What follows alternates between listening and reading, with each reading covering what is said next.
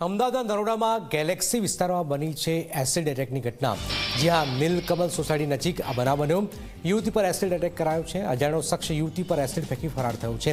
યુવતીને સારવાર માટે હોસ્પિટલ ખસેડાઈ છે।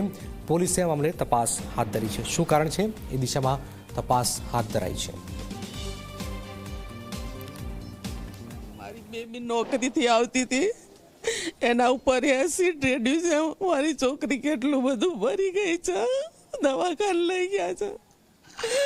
મને ડાયાબિટીસ ને બેબીની બીમારી છે। હું માંડ મારા છોકરાનું પૂરું કરું છું।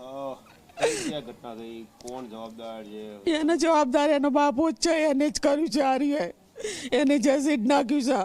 એના પહેલા બે મહિના પહેલા મારે જમાઈને ત્યાં નાખ્યું હતું, એનો અમે કેસ કર્યો છે। એને લગભગ અમે 50-100 જેટલા કેસ કર્યા છે। કેટલાય વર્ષથી કેટલાય કેસ કર્યા છે। અમને કેટલું હેરાન કરે છે જેઠાભાઈ ધનાભાઈ ચાવડા।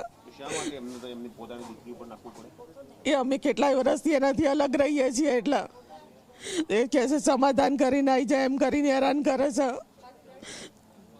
અમને। એ બહુ મારતો હતો, ઝૂંટતો હતો, હેરાન કરતો હતો, એટલે અમે એનાથી 10 વર્ષથી અલગ રહીએ છીએ।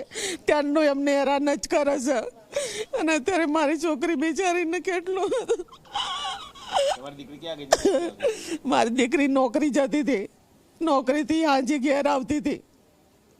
એ 4 વ્હીલરના શોરૂમમાં નોકરી કરે છે।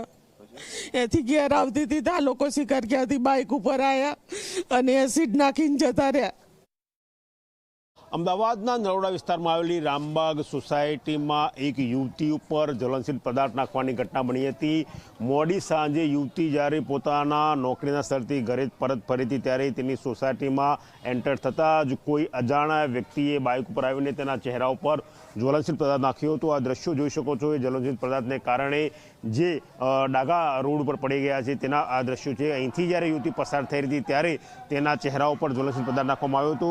જ્વલનશીલ પદાર્થને પગલે યુવતીનો ચહેરો દાઝી ગયો છે અને તેને સારવાર અર્થે સિવિલ હોસ્પિટલ દાખલ કરવામાં આવ્યું છે। આ ઘટના અંગે ગુનો દાખલ કરવાની પ્રક્રિયા સરદારનગર પોલીસે હાથ ધરેલી છે। કેમેરા પર્સન ઉમેશ પરમાર સાથે ગૌરવ પટેલ, ઝી મીડિયા, અમદાવાદ।